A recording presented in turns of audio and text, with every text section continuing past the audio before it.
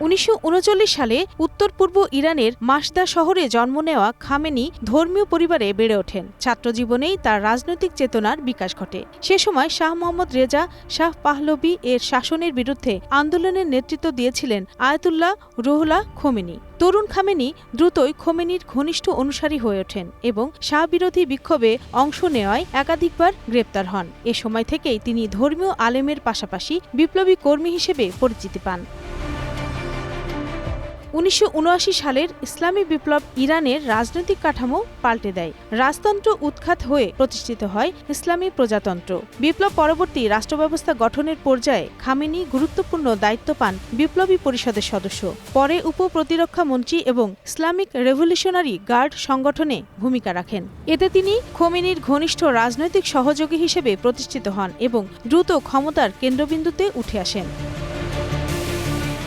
1981 সালে প্রেসিডেন্ট মোহাম্মদ আলী রাজাইরের মৃত্যুর পর রাজনৈতিক অস্থিরতার মধ্যে খামেনিকে রাষ্ট্রপতি নির্বাচিত করা হয়। 1981 সাল থেকে 1989 সাল পর্যন্ত তিনি ইরানের রাষ্ট্রপতি ছিলেন। ইরান-ইরাক যুদ্ধকালীন রাষ্ট্র পরিচালনা, সামরিক বাহিনী ও বিপ্লবী গার্ডের সঙ্গে ঘনিষ্ঠ সম্পর্ক সব মিলিয়ে এই সময়ে তার রাজনৈতিক অবস্থান দৃঢ় হয়।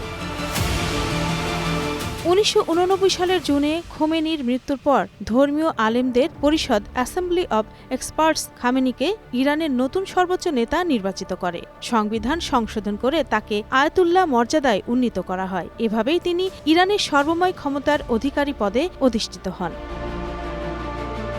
সর্বোচ্চ নেতা হিসেবে খামেনি রাষ্ট্রের সামরিক বাহিনীর সর্বাধিনায়ক হন এবং পররাষ্ট্রনীতি, নিরাপত্তা ও পারমাণবিক কর্মসূচি সহ গুরুত্বপূর্ণ সব সিদ্ধান্তের চূড়ান্ত কর্তৃত্ব তার হাতে কেন্দ্রীভূত হয়। ধর্মীয় ছাত্র থেকে বিপ্লবী কর্মী, রাষ্ট্রপতি থেকে সর্বোচ্চ নেতা, আয়াতুল্লাহ আলী খামেনির এই দীর্ঘ উত্থান আধুনিক ইরানের ক্ষমতার কাঠামো বোঝার অন্যতম প্রধান অধ্যায়।